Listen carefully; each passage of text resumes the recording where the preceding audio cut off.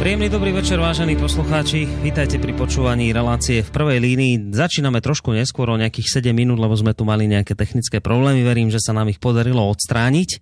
A teda počúvate reláciu v premiére, v prípade, že nás teda počúvate 7. októbra. Čo povedať na úvod tej dnešnej relácie? Hoci to bude možno trošku dlhší úvod, ale podľa mňa sa patrí niektoré veci spomenúť, aby sme sa od nich potom následne mohli odpichnúť. Ja by som teda začal takým osobným konštatovaním, že mám pocit, alebo si myslím, že nebudem veľmi ďaleko od pravdy, keď poviem, že situácia je už naozaj veľmi vážna. Hoci v tejto chvíli ja nemám nejak v pláne šíriť poplašné správy, napriek tomu musím aspoň minimálne sám teda za seba skonštatovať alebo priznať, že už naozaj začína mať vážne obavy o budúcnosť, možno dokonca hraničiace so strachom, ale to hovorím opäť za seba. Čo sa deje nuž a prečo to vlastne spomínam? Na Blízkom východe, konkrétne vo vojnou zmietanej Sýrii, sa totižto roztáča v stále šialenejšom tempe špirála udalostí, ktoré neveštia nič dobré. Na jednej strane stoja Spojené štáty americké a ich najrôznejší spojenci a najrôznejší v tejto chvíli, skutočne myslím najrôznejší. No a na druhej strane barikády stojí Rusko v spojenectve predovšetkým s oficiálnou sýrskou vládou. Samozrejme, my sme sa v našom vysielaní veľmi často v rámci viacerých relácií venovali udalostiam v Sýrii, avšak myslím, že nikdy doteraz to nebolo tak naliehavé, ako tomu bude možno práve dnes. Prečo tvrdím to, čo tvrdím a prečo teraz tak trochu straším? Nuž, mám na to dobrý dôvod. Tí z vás, ktorí intenzívne sledujete dianie okolo Sýrie, vás nasledovnými informáciami určite nejako veľmi neprekvapím. Poďme si teda zbilancovať udalosti posledných dní, ktoré ma, ako som už spomínal, naplňajú nejakým pocitom vážnych obáv. Všetko sa to začalo, nie že by už predtým nejaké tie udalosti neboli, ale keď sa bavíme o tej poslednej eskalácii napätia, tak povedzme, že toto by sme mohli datovať niekde do začiatku stroskotania krehkého prímeria, ktoré vyjednali v Sýrii Rusko s Spojenými štátmi. Stalo sa to potom, ako Spojené štáty údajne omylom zbombardovali a zabili počas trvania prímeria 90 vojakov vládnej sýrskej armády a ďalších zranili. O 2 dní na to, po tejto udalosti, nasledovalo záhadné zbombardovanie humanitárneho konvoja. Z tohto činu okamžite obvinili Spojené štáty Rusko, ale Moskva akúkoľvek zodpovednosť hneď kategoricky odmietla a poprela. Navyše po zbombardovaní sýrskych vojakov Američanmi sa objavili aj nepotvrdené informácie o ruskej odvete, ktorá mala spočívať v tom, že zase pre zmenu Rusi v odpovedi na americké bombardovanie zničili komunikačné a veliteľské centrum v západnej časti Alepa. Pri útoku raketami Kaliber mali zničiť približne 20 amerických, izraelských, britských, saúdskych, tureckých a katarských dôstojníkov rozviedky, ktorí riadili činnosť teroristov a takisto aj umiernenej opozície. Ale opakujem, táto správa nebola akoby nikdy, aspoň ja o tom neviem, oficiálne potvrdená. No a po tomto všetkom už potom udalosti nabrali veľmi rýchly spád. K brehom Sýrie medzi tým priplávala ruská lietadlová loď admirál Kuznecov, neskôr sa k nej pripojili ďalšie 2 korvety s riadenými strelami. V tej dobe už prímerie bolo vlastne definitívne rozpadnuté alebo skončilo sa a Rusko spolu s Asadovými vojskami zintenzívnili bombardovanie východnej časti mesta Alepo, ktorú majú pod kontrolou umiernení povstalci, tak sa im aspoň hovorí, spolu s neumiernenými teroristami z frontu An-Nusra. Spojeným štátom sa kroky Moskvy a Damašku nepozdávali a preto pohrozili prerušením spolupráce s Ruskom v prípade, ak sa okamžite bombardovanie východných častí mesta neskončí. Neskôr túto svoju vyhrážku aj naplnili. No a tesne po tomto kroku Washingtonu sa objavili správy, že Spojené štáty zvažujú dokonca aj letecké údery proti Asadovým vojakom. Reakcia Ruska tá samozrejme na seba prirodzene nenechala dlho čakať. Moskva vyslala do Sýrie ďalšie lietadlá a neskôr aj modernizované systémy protizdušnej obrany S-300. No a Kreml išiel v následnej reakcii ešte ďalej. Najskôr odstúpil od dohody so Spojenými štátmi o spracovaní zásob obohateného plutónia, ktoré slúži na výrobu jadrových zbraní, a neskôr prerušil aj spoluprácu s Američanmi v prípade jadrového výskumu. Spojené štáty kontrovali Rusku tým, že v OSN zablokovali odsúdenie minometného útoku na ruskú ambasádu v Damašku, ku ktorému došlo pár dní predtým. Takže si vlastne oni vrácali vzájomne rôzne veci.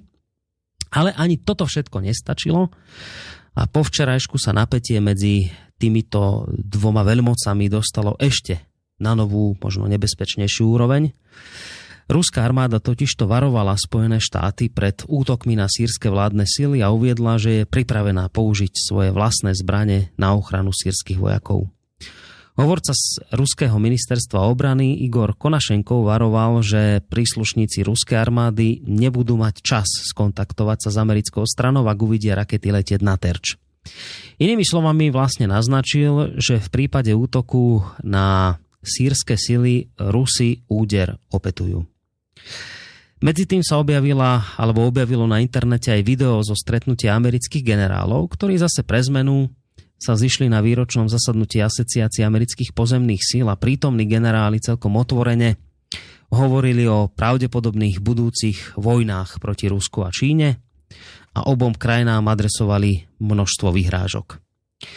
No a celé toto moje bilancovanie udalostí posledných dní ukončím správou z dneška, v ktorej sa konštatuje, že Rusko plánuje znovu otvoriť vojenské základne na Kube a vo Vietname. Z oboch týchto krajín sa Rusi stiahli v roku 2002. No a tá najnovšia správa z dneška zase z tej americkej strany hovorí o tom, že americký minister zahraničných vecí John Kerry vyhlásil, že Rusko a Sýria by mali čeliť vyšetrovaniu vojnových zločinov vzhľadom na svoje útoky na sýrskych civilistov. Už len z tohto môjho rýchleho zbilancovania posledných udalostí je zrejmé, že situácia je fakt napätá a že vzťahy medzi Spojenými štátmi a Ruskom sú na bode mrazu. Čo z tohto celého môže vzniknúť? Kam sa svet môže dostať? Skloňujú sa tu hrozné slová o tretej svetovej vojne. Hovorí sa tu o zmenách, obrovských zmenách geopolitických, na ktoré ľudia nie sú pripravení. Takéto slová dnes, alebo názory, myšlienky padajú. Stále častejšie objavujeme v rôznych médiách. Stále častejšie sme konfrontovaní s otázkou vypuknutia veľkého globálneho konfliktu. No a práve toto bude aj téma našej dnešnej relácie v prvej línii, ktorú vysielame v tak trošku netradičnom čase. A ja som veľmi rád, že dnes sa mi podarilo v tejto relácii spojiť dvoch ľudí. Obaja vystupujú v našej relácii, ale nikdy sa ešte nestretli spolu na jednom mieste. Som teda veľmi rád, že po úvodných technických problémoch sa nám podarilo nadviazať skypové spojenie s pánom Martinom Kollerom, s vojenským analytikom. Príjemný dobrý večer vám prajeme. Dobrý večer, já se omlouvám, bohužel reinstalace Skypeu s námi pěkně zacvičila. No, ale buďme radi, že to funguje a dúfam, že to teda fungovať bude aj ďalšie 2 hodinky, v rámci ktorých teda budeme vysielať túto reláciu, takže vítajte u nás opäť v rádiu. No a tým druhým sľubovaným alebo spomínaným hosťom je opäť človek, ktorého ste už mali možnosť niekoľkokrát počuť u nás v reláciách, má dokonca svoju vlastnú reláciu u nás v rádiu Qui Bono a dnes poprvýkrát teda v premiére spolu s pánom Martinom Kollerom sa stretáva aj Peter Čalovka, analytik. Peter, príjemný dobrý deň aj vám. Dobrý večer všetkým. Alebo dobrý večer. Takže pána Kollera máme na Skype, a pána Čalovku na telefóne. Hovorím to preto zámerne, lebo tým pádom je jasné, že sa nám dnes do tejto relácie, vážení poslucháči, nedovoláte, ale to neznamená, že nám nemôžete položiť nejakú otázku. Ja verím, že tých otázok príde dosť, pretože skutočne ide o veľmi aktuálnu tému. A tie otázky, ak nejaké budete mať, alebo teda budete mať chuť, potrebu alebo pocit, že chcete vyjadriť nejaký názor alebo otázku, môžete tak urobiť prostredníctvom mailu, adresa studio@slobodnyvysielac.sk, alebo nám môžete napísať cez našu stránku internetovú, keď kliknete na zelenú ikonku otázka do štúdia. Nebudem už zdržiavať v tejto chvíli, ten úvod bol tak či onak dosť dlhý, takže poďme do diskusie. V tejto chvíli naozaj opakujem, stretli sa tu dvaja analytici poprvýkrát na jednom mieste, čo mňa veľmi teší. Téma veľmi dôležitá, veľmi vážna a hneď aj teda z mojej strany prvá otázka na vás, skôr ako sa možno k otázkam dostanú poslucháči. To, čo sa dnes deje v Sýrii, to, čo som ja v skratke spomenul v tom svojom úvode, niektoré médiá označujú za stav, kedy vlastne to máme čítať tým spôsobom, že sa doba diplomacie definitívne skončila a že teraz už môžeme počítať len a jedine s tým, že sa k slovu budú stále viac a viac dostávať silové riešenia.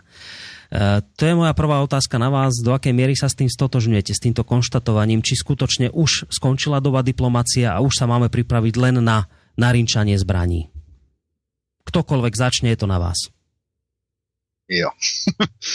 Takže pán Koller. Dobře, takže já jsem toho názoru, že doba diplomacie vlastně neskončí nikdy. Ono, když se podíváme na historii, tak i za druhé světové války jednali zákulisně nacisti s Američany, nacisti s Sovětským svazem a tak dále. Nicméně faktem je, že napětí mezi Spojenými státy a Ruskem neustále roste.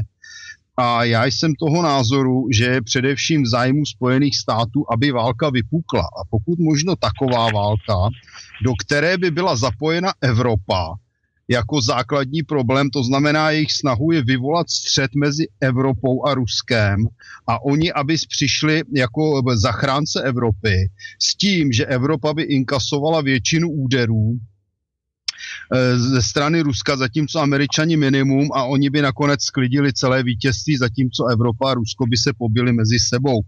Důvodem je podle mého názoru fakt, že Rusko je v situaci, ve vojenské situaci takové, že je nejslabší vzhledem ke svému hlavnímu nepříteli za posledních 200 let. Já to beru z hlediska Německa za první světové války, Německa za druhé světové války, dobu i 19. století, kdy Rusko bojovalo, řekněme, v napoleonských válkách a tak dále, ale v podstatě Rusko je skutečně nejslabší za posledních 200 let vůči hlavnímu nepříteli, kterým je NATO, a je to mimo jiné dané tím, že v 90. letech za prezidenta Jelcina došlo k velké devastaci ruské armády, která se teprve v posledních 10 letech začíná dávat znova dohromady a začíná se přezbrojovat. Končím, děkuji. No, ďakujeme veľmi pekne, tak toto som veľmi zvedavý. Tá otázka samozrejme, moja prvá úvodná platí aj na vás, pán Čalovka, ale zároveň bude zaujímať aj vaša reakcia na to, čo podám pán Koller. Takže skúsme to. Mojou otázku najskôr, že teda či sa aj podľa vás skončila jednoznačne doba diplomacie, alebo nie? A potom, čo hovoríte... No, ja som špeciálne si chcel vytvoriť obraz, ako Amerika vníma to, čo sa tu v Európe a vlastne v našich médiách, českých, slovenských aj v ruských, pretraktuje ako veľmi krízová situácia, veľmi napätá situácia. No a ja som prišiel k veľmi zaujímavému poznatku. V tých najhlavnejších, nazvime to mienkotvorných amerických médiách, ktoré naozaj majú celosvetový význam, Financial Times, Washington Post, Washington Times a mohol by som pokračovať ďalej. Správa číslo 1 bol hurikán Matthew, ako, čo sa týka priority. Na druhom mieste boli voľby. Na treťom mieste dneska ráno bol príhovor prezidenta Obamu o tom, že armáda a CIA a tajné služby by mali diverzifikovať svoju názorovú platformu a viacej zohľadňovať a sprístupňovať výmenu názorov s gejami a lesbičkami. A tá téma, o ktorej dneska hovoríme, tá bola ako niekde dosť neskorom poradí, čiže to je veľmi zaujímavý fakt, ale on vysvetľuje, ako Američania uvažujú. Myslím si však, že tento týždeň sa odohrala historická vec a to je Putinovo ultimátum, ktoré na základe vývoja udalosti v Sýrii postavil v podstate Spojeným štátom americkým. Ale nemyslím si, že to je koniec diplomacie. Dokonca aj médiá sami priznávajú, teda také objektívnejšie médiá, že tá vojenská spolupráca napriek diplomatickému iskreniu a napriek tomu, že to vyzerá ako veľmi, veľmi nepríjemne, tak ako keby stále funguje a počíta sa s tým, že bude ďalej fungovať. Čo sa týka názorov pána kolegu, ja som taký väčší optimista. Ja si myslím, že práve dnes, tento týždeň tým, ako Putin v podstate, to, čo urobil prezident Putin požiadal Spojené štáty americké, aby prestali, aby sa zastavili teda ako ten program vojenského plutónia ako dekomisie, to znamená ako utilizácie respektíve mierovej likvidácie vojenského plutónia. Pretože Spojené štáty od roku 2000, keď bola podpísaná dohoda, nič urobili. K tomu Putin požiadal, aby sa Spojené štáty a NATO vrátili z hľadiska infraštruktúry a expanzie na pôvodné hranice, kde boli v roku 2000.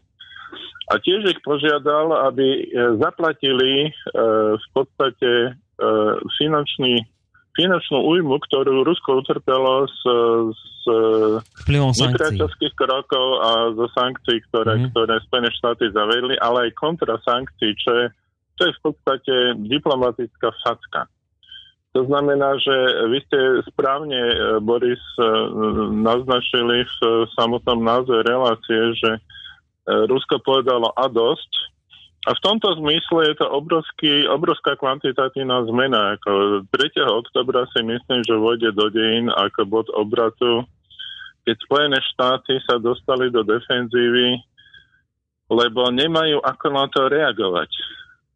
Ale nechcem zaberať veľa času, lebo s tým je spojených veľa detailov, ale... Ja vám budem udeľovať obidvom tak slova, ale to neznamená, že musíte čakať na moju otázku, môžete diskutovať aj medzi sebou, ale toto mňa tiež zaujíma, pán Koller, vy ste povedali, že teda Rusko je momentálne jednak to, že teda sa Spojené štáty budú snažiť vyvolať vojnu Európa versus Rusko a že to bude celé vlastne práve v tejto dobe, lebo tvrdíte, že Rusko je momentálne najslabšie za 200 rokov.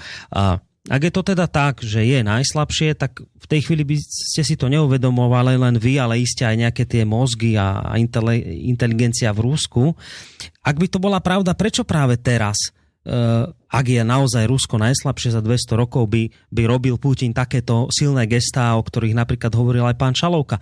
Nie je to skôr ukážka toho, že povedzme je Rusko ďaleko silnejšie, ako bolo kedykoľvek predtým a môže si dnes dovoliť robiť takéto kroky, aké dnes Putin robí?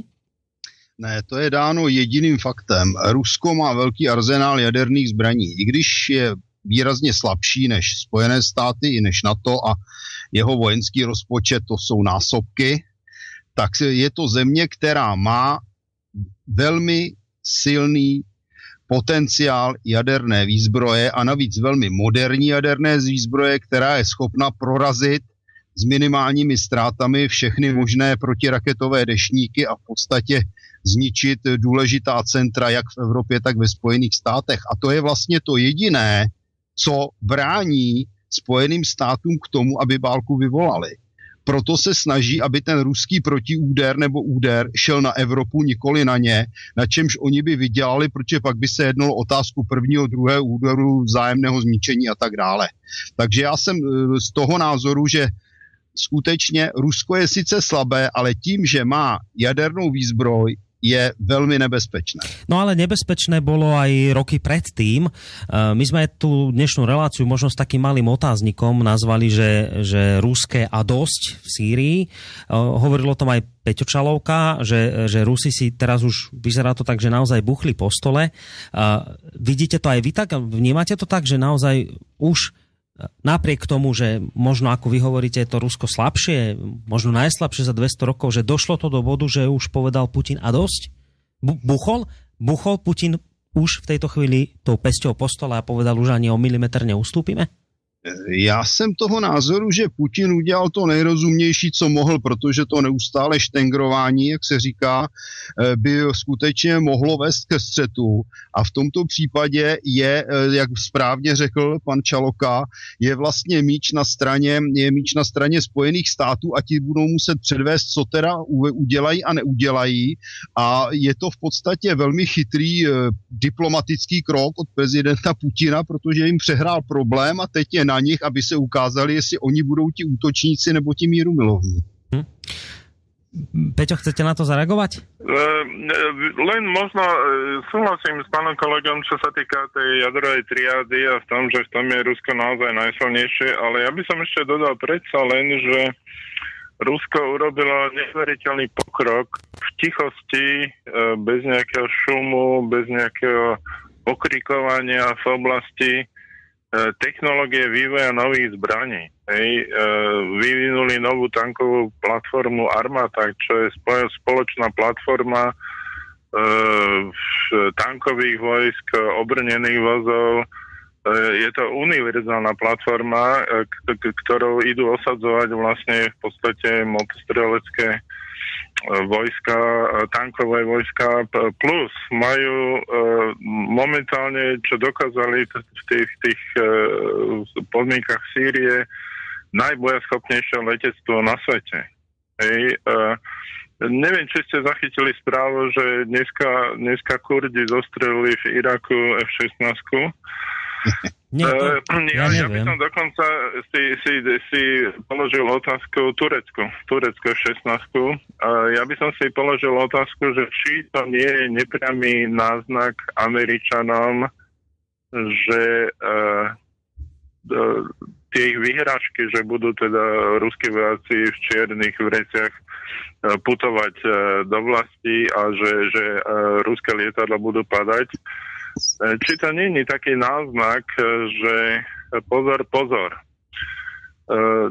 Vieme o tom, že tam priniesli nejaké tie svoje modernizované protiletecké rakety, ktoré v podstate sa považujú za najlepšie na svete, a to viac menej tie S-300, S-400.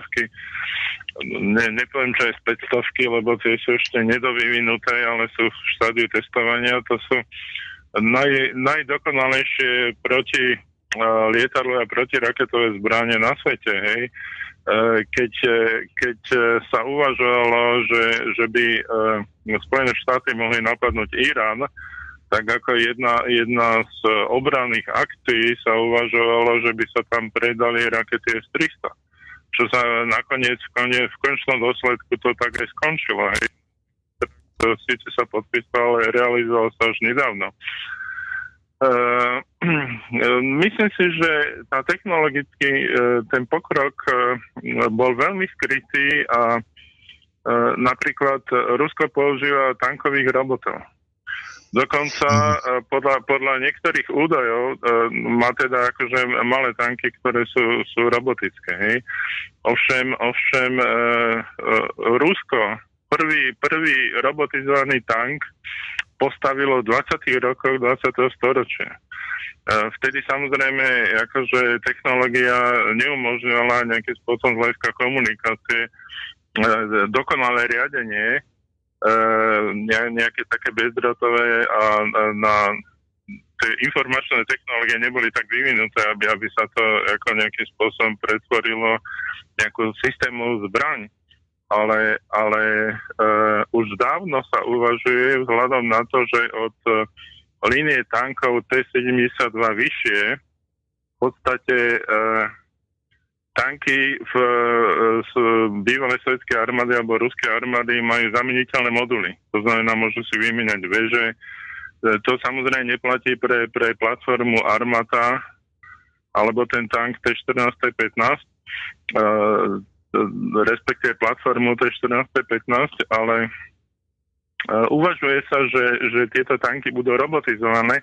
Ja osobne si myslím, že už robotizované sú, len sa o tom nehovorí. Čiže toto sú všetko veci. Američania zaspali na Vavrínoch. No toto je taká vážna... Američania sú...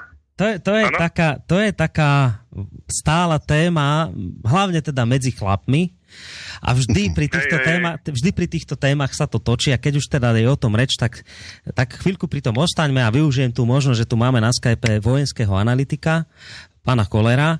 Keď sa tu bavíme o kvalite tých zbraní, toto je vec, ktorá, vravím, chlapov veľmi zaujíma, a ja tiež teraz sa to pýtam úprimne, vy na jednej strane hovoríte, že teda akoby to Rusko je slabšie v porovnaní s NATO, ale teraz neviem, myslíte tým slabšie ako v pomere vojenskej techniky, ako v počtoch kusov, alebo slabšie v prípade kvality zbraní a týchto vecí? Alebo pán Čalovka hovorí o tom, ako sme počuli, že tí Rusi práve ten vývoj u nich napreduje a že, ako ste počuli, Američania zaspali na Vavrinoch. Ako to vidíte vy? Možno by som povedal k tomu Bečko ešte. Z hľadiska kvality zbraní. Ale nech sa páči, ešte dokončite pán Čalovka a potom pán Koller. No len k tomu, že samozrejme ten program modernizácie ruskej armády bol do roku 2020, čiže on nie je plne realizovaný a tieto moderné zbranie systémy sú v malých počtoch.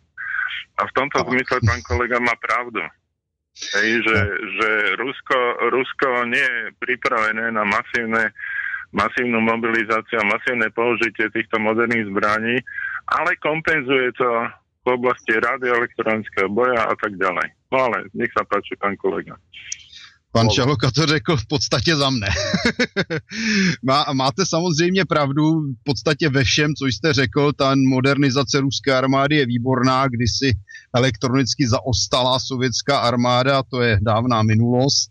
Úspěchy známé na Černém moři, že jak se podařilo zesměšnit americký torpedoborec a tak dále letounem Su-24.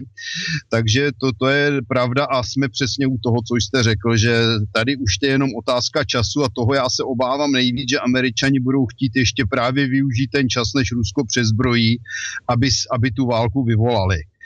Co se týče těch tanků, je vidět, že máte rozhled. Skutečně Rusko postavilo ve 30.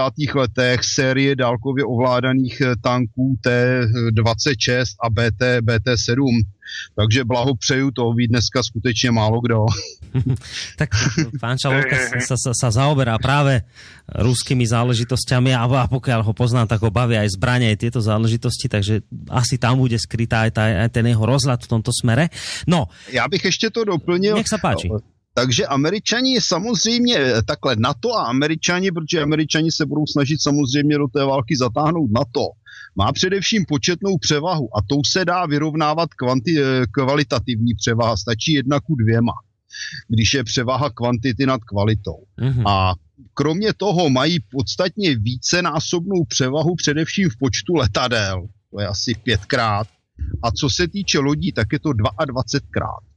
A já jsem toho názoru, že oni skutečně se budou snažit i v případě modernizace ruské armády, pokud by se jednalo o klasický konflikt nejaderný, prostě to umlátit silou svého počtu, nastrčit před sebe ukrajinské vojáky, případně evropské vojáky, aby se tam nechali pozabíjet a oni pak budou ti, co slíznou smetanu, se říká. Mňa v tejto chvíli zaujíma, to je moja otázka samozrejme na vás oboch. My sa tu môžeme teraz ešte chvíľu baviť o tom, kto má kvalitnejšie zbranie, menej kvalitné, kto ich má viac, kto ich má menej, ale obaja ste sa zhodli na tom, že pokiaľ ide o jadrový arzenál, tak tam sú obidve tie veľmoci zhruba na tom rovnako, možno Rusi o čosi dokonca lepšie. Ale v každom prípade dnes je to známe už pomaly aj žiakovi základnej školy, že ten jadrový arzenál tak na jednej strane, ako aj na druhej strane, keby bol použitý, neexistuje žiaden víťaz. Nemôže byť víťaz, lebo táto zem skončí, možno ani baktérie neprežijú. Proste, keby sa použili všetky zbrane jadrové, ktoré sú na jednej aj na druhej strane, tak tu nebude nič. Nikto nevyhrá. Není šanca vyhrať. A teraz... No nie je to celkom tak. No, to sa chcem moderné zbranie, ktoré majú už oveľa naprosto iný účinok dokonca. Ja sa ospravedlňujem, že som tak nepokryte skočil do reči, ale od Hirošimy a Nagasaki uplynulo teraz vyše 50 rokov. A počas celého tohto obdobia sa tieto zbranie vyvíjali. Dokonca keď si vezmete teórie pádu dvojčiek, tak v 80. rokoch sa uvažovalo naprosto vážne o likvidácii vysokých mrakodrapov kontrolovaným malým jadrovým výbuchom. Čiže takéto veci sú možné. Teoreticky, ja nehovorím, že to tak bolo, ale teoreticky by bolo možné odpáliť dvojčky a nemať z toho žiadne následky, kontrolovaný malým jadrovým výbuchom pod mrakodrapom. Tým by sa mrakodrap zbortil do seba a polovica popola by vlastne zmizla. To, čo sa stalo fakticky v Manhattane, toho 11. septembra. Čiže takéto veci sú reálne možné. To znamená, že my máme tú klasickú predstavu ako Hirošima Nagasaki. Je možné, že keby bola moderná jadrová vojna, bude mať úplne iný priebeh, ktorý je viac menej možno dokonca predmetom vojenského tajomstva. Je ťažké sa dopatrať, že ako by to naozaj vyzeralo. Čiže vravíte, že to neplatí, že by v prípade vypuknutia jadrového konfliktu medzi povedzme Ruskom a Spojenými štátmi bola zničená Zem, že toto nie je pravda? Nerozumiem teraz. Áno. No hovorím, že aj tak by to išlo, ale zároveň sa trošku prikloním k tomu, čo hovoril kolega s takým ľahkou zmenou, že my sme sa mile bavili, keď sme sa bavili o voľbách v Spojených štátoch, že v podstate v Amerike sú dve mafie, ktoré sa striedajú v prezidentovaní. Jedna mafia je banková mafia, tá je momentálne u moci. A potom býva ropná mafia. To sú Bushovci vtedy, naposledy to boli. A táto ropná mafia, keď zarobí peniaze, to znamená, keď si vytočí ten ropy a zarobí na tom, tak táto ropná mafia je spojená so zbrojárenskou mafiou a keď je peniazy naviac, že sa do ekonomiky napumpujú tie ropné peniaze, tak tie sa dávajú do zbraní. A to je naozaj pravda, že momentálne je obrovský tlak z zbrojárskej lobby Spojených štátov, aby tá vojna naozaj začala. Ja si myslím, že v Pentagone ešte stále existujú rozumné hlavy, ale to je... No, necháme pána Kollera tiež zareagovať, tak ja som nadhodil tú otázku, že teda podľa mňa, čo si myslím ja o tom, dnes už by nemohol nikto vyhrať, lebo tie zbrane sú tak ničivé, že by túto zemeguľu zlikvidovali za pár minút, by už tu nič nebolo. Pán Čalovka vraví, že to tak celkom nie je pravda. Ako to vidíte vy? Já bych připomenul tu Hirošimu před 70 lety. Když se podíváte na dnešní Hirošimu, tak zjistíte, že to je kvetoucí město a žije tam 6krát tolik obyvatel než tehdy, takže ty následky zase nejsou až tak divoké, to je první věc. Druhá věc je to, že samozřejmě asi by byla zničena evropská část Ruska, značná část evropských zemí a pravděpodobně větší část Spojených států. Jde o to, jaké by bylo zamoření ovzduší a vody a jak by to postupovalo po okolním světě. Nelze vyloučit, ale nejsem expert na výsledky jaderné války, že by přežili v podstatě nějaké kmeny někde v jižní části Afriky a v Latinské Americe, který by se válka vyhnula, možná, že by nějaké generace byly poškozené radioaktivním spadem, ale pravděpodobně by přežila i značná část života v moři, možná, že za nějakých pár tisíc let by tady vládli delfíni. Hlavně by to tedy odnesly ty takzvaně civilizované země, které by se popraly pomocí těch jaderných zbraní. Ja som minule počúval rozhovor, vy máte v Čechách takého bývalého agenta, neviem teraz jeho meno, ale na priezvisko je Kocher sa volá. On kedysi mal slúžiť zároveň v ruskej KGB a zároveň v americkej CIA, mal to byť dvojitý agent a on hovorí o tom, že už v čase, keď on teda ešte pôsobil v týchto zložkách, tak už vtedy akoby vyniesol tú informáciu zo CIA do ruskej KGB, že Američania reálne hovorili o napadnutí Ruska, pripúšťali tú možnosť, že by teda takýto jadrový konflikt vedeli teda spustiť a hovoril aj o nejakom tajnom pláne, neviem ako ho nazval, podľa ktorého Američania boli presvedčení, že nejaká taká 14-dňová vojna jadrová, že to by nejaké veľké škody až také nenapáchalo na Zemi, že je možné ju proste viesť. Ja týmto celým vlastne smerujem k tomu, lebo viete, hľadám tú motiváciu v tom, že prečo by niekto chcel eskalovať takto veľmi napätie, keď aj na jednej strane, aj na druhej strane sú zbrane hromadného ničenia, ktoré by mali katastrofálne dôsledky. A potom ma k tomu vedie naozaj len zistenie, že jedna z tých strán ale potom musí byť presvedčená, že by to až také katastrofálne nebolo. Že si to lajsne, že si to trúfne urobiť. No, to jsou Američani, podle mého názoru, protože oni se budou snažit, aby většinu ruských úderů dostala Evropa, tím se zbaví nejvyspělejší, ale hlavně sociálně a politicky nejvyspělejší části lidstva, které se dostalo tak daleko, že už opravdu nechce být otroky, že vyvinul fungující sociální systém a už nechce být skutečně takovými těmi podlidmi, a až se Evropa tedy vyčistí od toho jaderného spadu, řekněme za 50 let, no tak to osídlí nějakými muslimy a černochy. Pro ně je to úplně ideální řešení, dneska už to provádějí. Tak toto bolo vážne tvrdenie, to ma bude zaujímať, že čo na toto vraví pán Čalovka, či si toto vie predstaviť, že by to mohlo byť reálne, čo hovorí pán Koller? Ja by som to okorenil tým, že ruská strana má program, ktorý sa volá Perimeter. To je vlastne program automatického zničenia Spojených štátov v prípade, že by ruská vojenská infraštruktúra velenia neprežila ten prvý jadrový útok. To znamená, vtedy sa spustí automatický systém, ktorý z mora, z lietadiel, ktorý sám vydá príkazy, sám aktivuje a tento systém bol odskúšaný ešte za Sovietskeho zväzu. To znamená, ide raketa vydáva signál, ktorý spustí jadrové strely a naviguje ich vlastne na cieľ a snaží sa o ich maximálne prežitie. Hej. Tie ruské jadrové zbranie sa neustále modernizujú. Pán kolega správne povedal, že vlastne Američania, teda ja vlastne ani neviem, či ste to povedali, že Američania majú tie zbranie zastaralejšie ako Rusi. Rusi momentálne prezbrojili na nové rakety, na nové nosiče, v podstate všetky balistické rakety neuveriteľným spôsobom obohatili technicky a inovovali park tých križujúcich striel.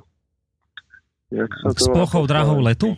Řízené střely s plochou dráhou letu, áno, je to pravda. Ja to stále v inom jazyku sa mi to tam pletie. Hej, čiže ten kaliber, hej, to, čo predvádzali z Kaspického mora, hej, oni sú schopní z malého člnu alebo z malej dízlovej ponorky zasiahnuť cieľ mnoho tisíc kilometrov vzdialený a s presnosťou plus minus 3 metre ako ho zničiť, hej, a to aj v prípade jadrovej hlavice, hej, čiže ja by som to nevidel tak jednoducho. No tam Američania sa majú naozaj čoho báť. No keď sa bavíme o tých rôznych zbraňových systémoch, prečítam teraz jednu otázku od poslucháča Pepeho, lebo potom možno už by to nebolo vhodné čítať, keďže sa možno posunieme k iným veciam v tejto relácii. Pepe sa pýta, že protilietadlové systémy staršie verzie S-300 sa nachádzajú aj na území bývalých členov Varšavskej zmluvy. Aká je pravdepodobnosť, že ich dávno USA skopírovalo a vie sa im brániť? No sú aj výzbroj slovenskej armády. Prosím? Nevedia to skopírovať. S-300 je ve výzbroji slovenskej armády, ku príkladu. Áno, my ich tu máme. Áno, neviem, či dva dokonca, či koľko ich tu máme, ale Peťo, vytvrdí, že... Ja som aj minule hovoril, že dokonca v rámci vrátenia ruského dlhu my sme mali ešte nejaké tie rakety dostať a museli sme to vrátiť Rusom a ešte sa musela platiť likvidácia, pretože sme ich neprebrali, hej? Lebo Rusi nám ich nachystali, hej? Ale tam je takáto vec, viete, čo to je S-300? S-300, keď sa na to pozriete, to sú ako cylindrické kontajnery, v ktorých sú rakety. Aké rakety? No a tie rakety sa stále inovujú. Pri samotnom zrode toho projektu tam bolo spektrum rôznych rakiet, s rôznym doletom a tak ďalej. Čiže to je taká hodne netransparentná a nebezpečná zbraň. Faktom je, že S-300 a S-400 sa všetci boja. Keď Konašenko povedal, že akýkoľvek cieľ letecký alebo aj raketa letiaca na pozemný cieľ sa bude považovať za útok na ruskú armádu zároveň, lebo tam sú ruskí vojaci v tej Sýrii, čiže bude bez pardónu ako zničený. Pán Koller? To bude. Vy ste chceli tiež ešte zareagovať? Já jenom krátce vzpomenu si na válku v Galfu, že jo, to je počátek 90. let a tehdy se provádělo vyhodnocování a srovnání systému S-300, toho teda vlastně té nejstarší verze s americkým systémem Patriot a tehdy bylo vyhodnoceno, že ten systém S-300 je podstatně lepší než Patriot a vývoj samozřejmě pokračuje. Čiže platí to, čo povedal pán Čalovka. Ale vtedy boli, tuším, dominantné S-200 dokonca. Ty jsme měli i tady, ale to byl stabilní systém. Dobre, máme túto úvodnú časť, ono zase nebude sa to zdať, ale pomaly je hodinka za nami. Tak dáme si teraz krátku hudobnú prestávku a po nej sa už teda pomaličky presunieme aj do Sýrie, takže vážení poslucháči, ostaňte s nami samozrejme naďalej. Budeme v tejto téme pokračovať. Ak máte nejakú otázku, mail studio@slobodnyvysielac.sk alebo cez našu internetovú stránku. Príjemný dobrý večer, vážení poslucháči, počúvate reláciu v prvej línii dnes s dvoma pánmi, analytikmi Petrom Čalovkom, ktorého máme na telefónnej linke, a druhým analytikom vojenským bezpečnostným pánom Martinom Kollerom, ktorého máme na Skype linke. Toho tu máme z Českej republiky, dnes je to také trošku medzinárodné. Bavíme sa o tej vypätej situácii v Sýrii, hoci teraz ešte tej úvodnej časti to bola možno debata o čomsi inom, ale iste dôležitom a takom, čo mnohých zaujíma, práve tie rôzne zbraňové systémy a takéto záležitosti. Ja skôr, ako sa teda dostaneme k tej Sýrii, ešte predsa len jednu otázku, hoci mám pocit, že ste mi už na ňu v podstate odpovedali, ale skúsim ešte možno trošku inak preformulovať. Teraz, keď sa aj pozriem, či už na Facebook, či už na našu stránku, alebo počúvam ľudí, keď sa s nimi rozprávam, tak sú také dva tábory ľudí, ktoré sledujú to, čo sa momentálne deje v Sýrii a majú na to také dva základné názory. Prvý ten tábor hovorí o tom, že to je skvelé, čo momentálne Rusko spravilo, je skvelé, že konečne ten Putin tresol pesťou po stole a povedal dosť, už ďalej ani o milimeter. A hovoria o tom, že už to bolo treba spraviť, pretože jednoducho tá hegemónia Spojených štátov, že to takto ďalej ísť nemohlo. Teda sa akoby tešia z toho. A tá druhá skupina hovorí, že pre Boha vy blázni, z čoho sa tešíte, veď to je strašné, čo sa deje, veď z tohto môže byť tretia svetová, ktorá zomelie nás všetkých. Vaše deti budú zomierať na ulici, vy budete bojovať, vy budete zomierať, toto je hrozné, čo sa deje. Opakujem, vy ste mi na to z časti odpovedali, ale skúsim takú konkrétnu otázku, že na vás oboch, ako to sledujete, je správne, ako teraz Rusko postupuje? Schvaľujete postup Ruska a vôbec to, čo to následne potom so sebou prináša, tú eskaláciu napätia, alebo sa vám to konanie nejakým spôsobom nepozdáva? Keby ste mali tú možnosť vy, tak by ste to riešili inak. Pán Koller. Já jsem osobně toho názoru, že Rusko bylo zatlačeno do takové defenzívy, že už dál prostě ustupovat nemůže. Takže to je naprosto logická reakce. Já si vzpomínám na krásný výrok z druhé světové války u Stalingradu: za Volhou pro nás není země. Takže Rusko skutečně ustoupilo, kam ustoupit mohlo za posledních 25-30 let a dál už ustupovat nemůže. Čiže bolo už zatlačené totálne do kúta a táto reakcia je viac menej pochopiteľná, vravíte. Peťo Čalovka? No, ja si myslím, Boris, čo ste hovorili o Alepe minule, že Alepo je ako bod zlomu a je to Stalingrad súčasnosti, tak Putin je človek, ktorý je verný svojim bojovým druhom, nazvime to tak. A to platí aj voči Asadovi. A jednoducho v tejto situácii, keď je Rusko zo Sýriou krok od víťazstva, bolo treba takýmto spôsobom kategoricky zasiahnuť, pretože jedna z vecí, čo si myslím, že sa nehovorí, ale čo sa stala, je, že keď Američania bombardovali Asadové jednotky, Asadové jednotky sú premiešané s ruskými jednotkami. Tam posielajú ruskí odborníci alebo ruskí experti poradcovia. To znamená, že je veľmi pravdepodobné, že Američania zabili určitý počet ruských vojakov pri tom útoku, ktorý sa stal. A toto je niečo, lebo to, čo ste v úvode spomínali, že vlastne potom bola tá reakcia, že sa zlikvidovalo to centrum medzinárodné, odkiaľ sa koordinovali Jabhat al-Nusra a proste títo talibanisti. Tak to bol okamžitý protiútok, aj keď je to kvázi nepotvrdené, ako je to na 95%, aby som za to dal ruku, že sa to tak stalo. Čiže, lebo tam k tomu zabíjaniu vzájomnému dochádzalo už predtým. Tam v lete tá proamerická strana zostrelila vrtuľník s ruskými vojakmi a následne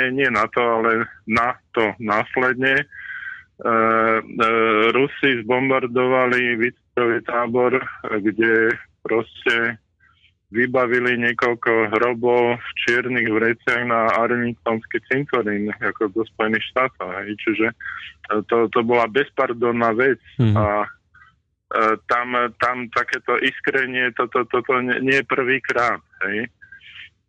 Lebo spomínali sme, že tá sýrska vojna má aj tú neviditeľnú rovinu, že tam sú tí Číňania, ktorí si tam tých svojich Ujgurov ako odchytávajú a posílajú ich ako do čínskeho väzenia.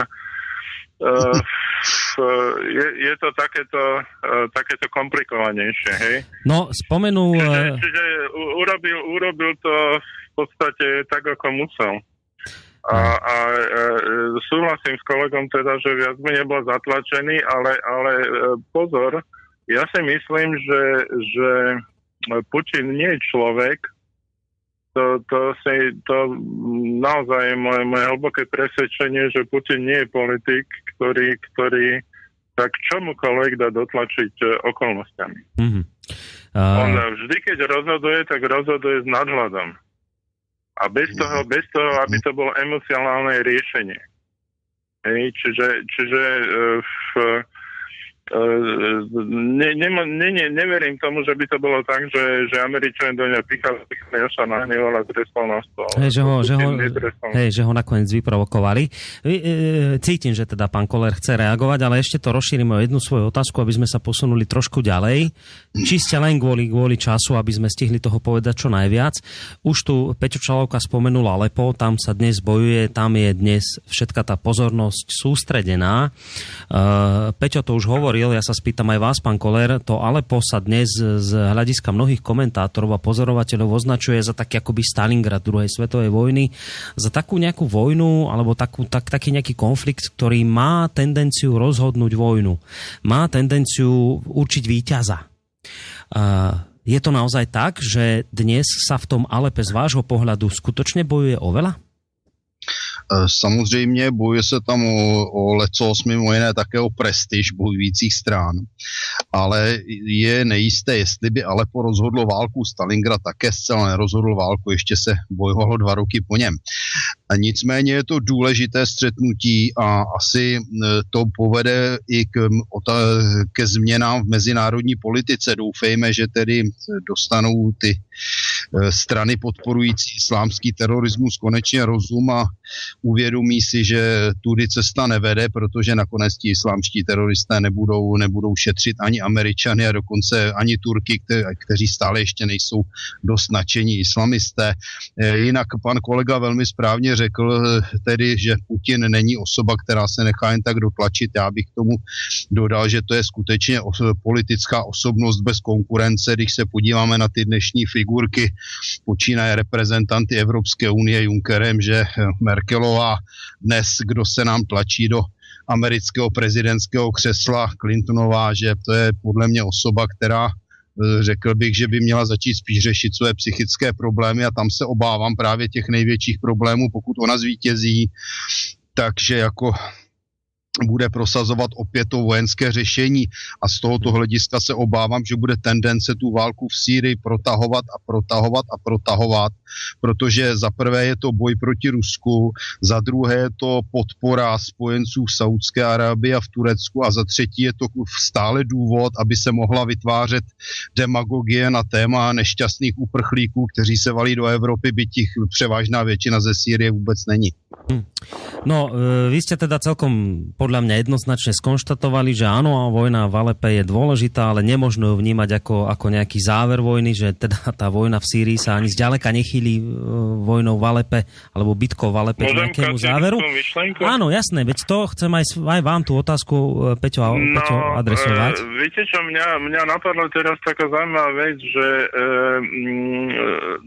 Rusko síce bojuje rok bok po boku Asada, ale Rusko je vojenským partnerom Sýrie už dávno predtým a Rusku veľmi záležalo ako na tom, čo sa deje v Sýrii. Napríklad existoval informačný kanál Anna News.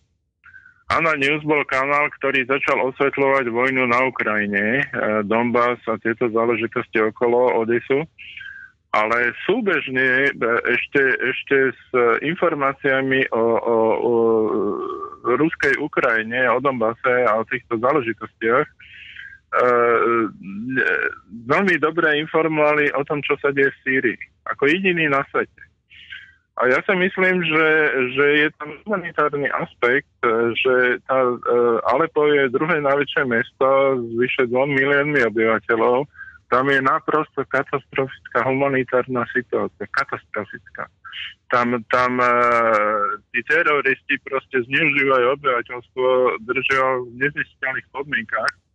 Čiže ak to beriem z vojenského hľadiska, a ako si myslím, že rozumiem ako tomu ruskému veleniu a ruským cieľom, tak jedna z ich hlavných úloh je čo najrychlejšie ako ukončiť vojnu v Alepe, aby sa oslobodili ľudia, aby si ľudia mohli vydýchnuť. Pretože okrem iného vlastne sa tam bojuje za to, aby utečenci nešli do Európy. To by sme mali boskovať za to Putinovi a ruským vojakom ruky, nohy, že jednoducho to robia pre Európu. Lebo oni okrem iného to robia aj pre Európu. No práve to mi nejde do hlavy, to je asi tá moja otázka, že kde sa dnes bojuje, tak treba povedať, že bojuje sa vo východnej časti Alepa, tá západná časť Alepa, tá už je pod kontrolou Asadových vojakov, tam je ten život viac menej v pohode, viac menej, ale v tej východnej tam sa bojuje. A bojuje sa prečo? No preto, lebo tam sú tí tzv. Umiernení povstalci, ktorí bojujú proti režimu Asada, chcú ho zosadiť, ale dobre, v poriadku, tých podporujú Spojené štáty a ich spojenci.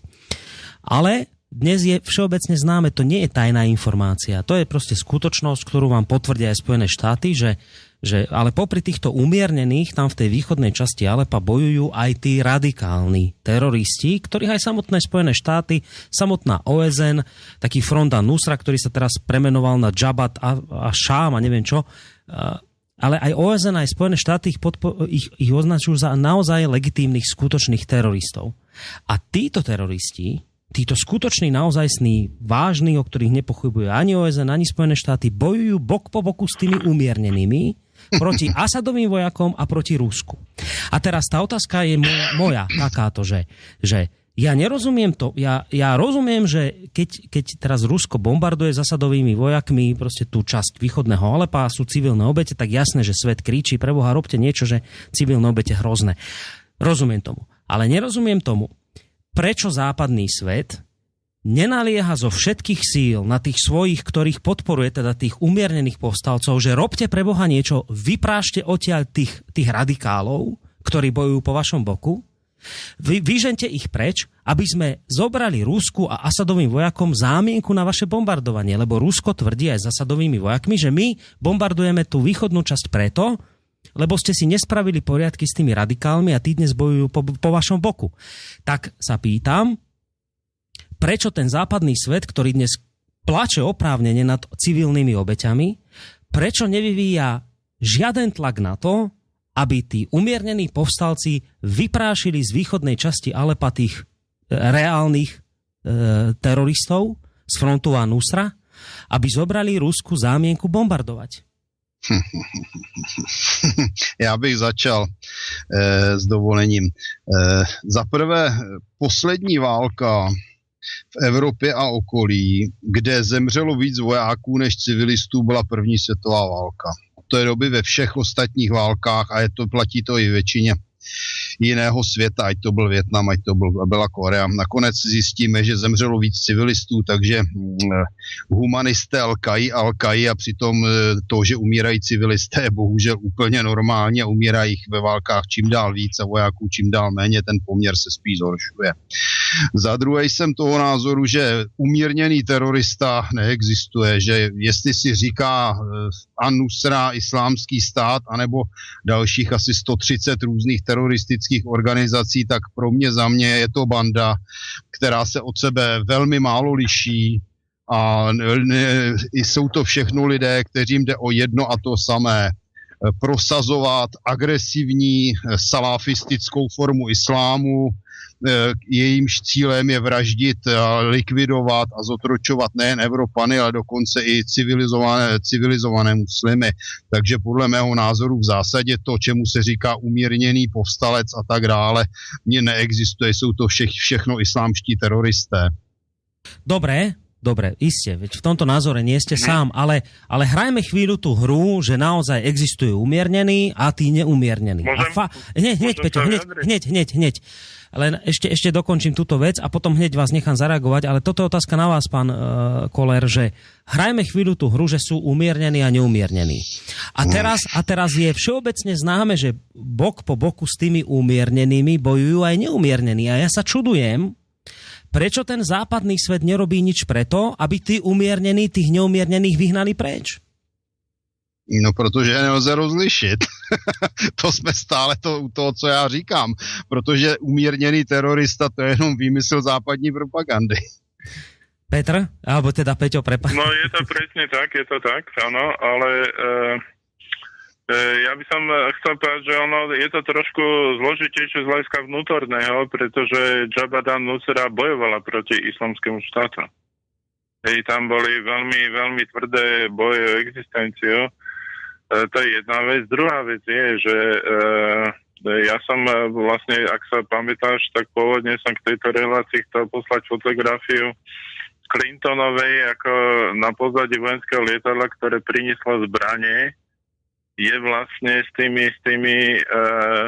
bradatými a fúzatými akože fundamentalistami obklopená a usmieva sa tým svojim pološialeným úsmevom, hej, čiže Clintonová priamo a osobne vozila zbranie týmto skupinám, hej. A keď si vezmete vlastne udalosti posledných dní, tak ako Amerika jednoznačne sa postavila vlastne do pozície, že chráni týchto teroristov. Ako pán kolega to povedal, ako to proste debili Američania s prepáčením vymysleli ako umiernenú opozíciu a vyzbrojovali ju ako všetkými možnými zbraňami. Ja sa ospravedlňujem za tú emocionálnu reakciu, ale vlastne to malo katastrofálne následky. No, ano, já bych ještě doplnil krátce. Ony ty boje mezi An-Nusrou a s islámským státem, já bych si to dovolil přirovnat v podstatě ke rvačce mezi kriminálníky o to, kdo bude šéfem gangu. Áno, to tam o nič iné nejde. Tam dokonca ja kľudne pripúšťam, že tam mohli bojovať o nejaké ako prostitútky a nejaké takéto veci. Čo je ale... Sexuální džihadistky. Čo je ale akoby hrozné na tomto celom je, že tak teraz dáme preč to umiernený, neumiernený, lebo naozaj, keď si pozeráte to si viete nájsť na internete, žiaľ Bohu, také hrozné zábery, čo robia tí umiernení povstalci, obetiam svojim. Proste odrezávajú. Nedávno inak nejakí umiernený povstalci odrezali nedávno 10-ročnému chlapcovi hlavu. Tak ty umiernení to urobili. Takže, to bylo právě tím, že oni uřezali jenom jednu hlavu a ty neumiernění uříznou 10. No, čiže vlastne, keď to sledujete a trošku to dávate na to pozor, tak zistíte, že naozaj medzi nimi nie je rozdiel. Ale čo je hrozné povedať, je to, že vlastne my sme sa dostali do stavu, že naše vlády západné tých teroristov podporujú. Že naše západné vlády povedali, že aj navzdory tomu, že tu máme pred dverami kopu migrantov, ktorí nám klopú na dvere, ale to klopu som teraz použil slabý výraz, máme tu proste masy migrantov a naše vlády západné podporujú tých tzv. Umiernených a tým pádom zhoršujú celú migračnú situáciu. A to je nepochopiteľné. Táto samovražda, ktorú Rusko je jediné, ktoré sa bojuje proti tomu v podstate z medzinárodnej. Táto samovražda, ktorú tu páchame, je nepochopiteľná. Je nepochopiteľné, prečo my, ako teraz nehovorím špeciálne o Slovensku, lebo my ani Česko nie je nejaké významné v tomto smere, ale také tie veľké krajiny ako Francúzsko, Nemecko, Anglicko, prečo tieto krajiny nepovedia, že ale nebudeme my tu podporovať žiadnych umiernených, proste vďaka týmto teroristom tu máme dnes pred bránami proste kopec migrantov, koniec, dovidenia, nebudeme sa tu hrať na nich. A toto mu nerozumiem, to sa chcem spýtať. To sa tu akože bojíme Spojených štátov, alebo v čom to je, že páchame takúto kolektívnu samovraždu? A podporujeme... Poďme sa vrátiť, ja vlastne som nedopovedal tých civilistov, ako tie civilné obete.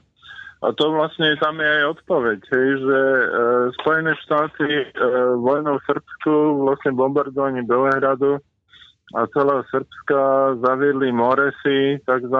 Humanitárnej vojny a humanitárneho bombardovania, kde vlastne zabili 2500 civilistov. Teraz tu sa rozčuluje niekto nad tým, že tam kolaterálne obete pri nejakom bombardovaní v husto osídlenej oblasti Alepa, ja neviem, zahynie povedzme 50 civilistov, ale to sa bez toho nedá. To je úplne, kdokoľvek by tam bojoval, ľudia ako keby mali ako schizofrenické myslenie, však bojujeme proti islamského štátu, islamský štát treba zničiť, treba ho zastaviť, treba ho nejakým spôsobom eliminovať. Treba dostať von z Alepa tú vojnu, hej, urobil sa humanitárny koridor pre tých polovičných rebelov, alebo tých dobrých rebelov. Nechcú odísť, hej. A vlastne otázka je, že kto to zaviedol, takéto moresy, hej. Tak Američania, keď zabili 2500 ľudí, Srbov v strede Európy, a to je OK, lebo to je humanitárne bombardovanie. A Rusko, keď zabije, ja poviem príklad, ja neviem, koľko majú kolaterálnych tých zabitých ľudí Rusi pri bombardovaní. Určite v Alepe musia nejaký byť. Musia. To z tomu sa nedá vyhnúť. Ale ako, keď nie je to sú desiatky, hej, tak prečo sú takéto 2 metre? Hej, Američania, 2,5 tisíc ľudí, to je OK, o tom ani nebudeme písať v médiách. A tuto Rusi sú najväčšie hyeny a vojnoví zločinci. No. A jsme u toho. Tady jde o jeden základní fakt. Jak správně řekl a připomněl pan kolega válku v Sýrii. Podívejme se na Kosovo, proti Srbsku. Podívejme se na výsledný efekt a tím je Kosovo. Teroristický stát narkomafiánů, kde hlavní zisky tohoto státu jsou ekonomická pomoc Evropské unie, obchod s drogami a obchod s lidskými orgány. Teroristé z Al-Kaidy si tam kupují nemovitosti. A hlavní je, že na Kosovu jsou dnes 2 americké základny. No a když se podíváme do té Sýrie, no tak to je velká komedie. Ono se mluví, že se bojuje jenom proti islámskému státu, ale proč jenom proti islámskému státu, když je tam jenom daleko víc teroristů, jak říkám, je tam asi 130 těch organizací a když se podíváme na realitu, třeba z hlediska Palestíny, no tak jak chcete odlišit civilistů od teroristy, když nikdo z nich nenosí uniformu a když používají dětské vojáky, kterým je také 8 až 10 let. To je stále jedno a totéž. Dnešní Palestina to už nejsou žádní Palestíníci, kteří bojují za stát, to už jsou dneska v podstatě ve velké části spřeženci islámských teroristů a to jsou i lidé s jedním a stejným myšlením. Tady existují přímé reportáže, kdy malé děti v základní škole se prostě učí o tom, jak mají vraždit civilisty. Takže tam je dneska terorismus v podstatě národní vášeň salafistických islamistů. No a tu válku proti Rusku vyvolávají a prostě... predmet, no? Tak, přesně. A tu válku proti Rusku vyvolává kdo? Globalisti ze Spojených států, kteří vlastně stále chtějí získat Rusko jako svoji kolonii, která je úžasně bohatá na suroviny a lidské otroky jejich budoucí. No a samozřejmě evropští trockisté, neboli se jim říká neomarxisté, kteří sedí v Bruselu a ať si vyspomenou ve Washingtonu cokoliv, tak trockisté jim radostně přisluhují. Počínaje paní Merkelovou. Proč? Protože na paní Merkelovou to holt mají ve Spojených státech tolik, že kdyby to vylezlo ven, tak by musela s ostudou táhnout z politiky, ne-li možná na druhou stranu mříží. No a takto oni si udržují buď úplatky nebo nátlakem vlastně v područí celé vedení Evropské unie, které dneska bojuje proti vlastním lidem, proti vlastním Evropanům a tahá nám se miliony muslimů, aby realizovali úchylné teorie pánů Uljanova, Sergeje, Kalergiho a Tomase Barneta. Bohužiaľ, no. No, ja zďaleka to neviem takto povedať ako vy. Ja teraz budem vystupovať len ako taký človek milión, ktorý nerozumie jednej veci, že vadí mi, keď vidím niekoho, ako odrezáva 10-ročnému chlapcovi hlavu. No vadí mi to. Ja to nechcem. Ale teraz zisťujem z hrôzov, ja, človek milión, jednoduchý, sadajúci si pred televízne noviny večer čo večer. Ja zisťujem, že naše vlády podporujú týchto, ktorí odrezávajú hlavy 10-ročným chlapcom. A vravia mi a hovoria mi, že ale to je v poriadku, že my týchto podporujeme, lebo títo bojujú proti zlému Asadovi, ktorý ľudí v minulosti týral, neviem čo robil. A ja vravím, ale Asadové vojská spolu s Ruskom toto nerobia. Neodrezávajú hlavy, nehovoria o militantnom islame, nehovoria o tom, že si raz chcú podmaniť, neťahajú sem stovky moslimov. Ale ja zistím z hrôzov, ja človek milión, že moja vláda, naše vlády, západný svet dnes podporuje tzv. Umiernených teroristov, ktorí toto robia, ktorí bok po boku bojujú v Alepe proti Asadovým vojskám, ktoré inak z hodou okolností oslobodili západnú časť Alepa a tam je dnes normálny život. Tam je dnes kľud. Tam dnes chodia deti do školy, tam dnes to funguje a oni mi vravia, že nie, ale toto nechceme, tento Asad je zlý. My chceme týchto dobrých, tých, čo tam tomu 10-ročnému odrezali hlavu. Toto sú naši kamaráti, toto sú tí, ktorí bojujú proti tomu zlému Asadovi. A toto mne nejde do hlavy, ako tomu, ktorý si sa dá... Historický kontext. To je šialenosť, že a toto ja mám podporovať. Toto moje vlády podporujú a hovoria mi, že toto je správne.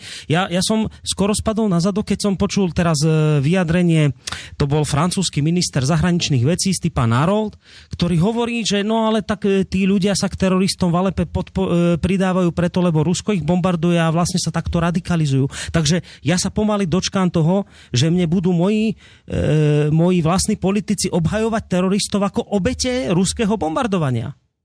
Přesně tak. A to jsme přesně u těch amerických zájmů a u toho, že válka v Sýrii je válka proti Rusku. Lenže tam je ešte... Áno, pardon.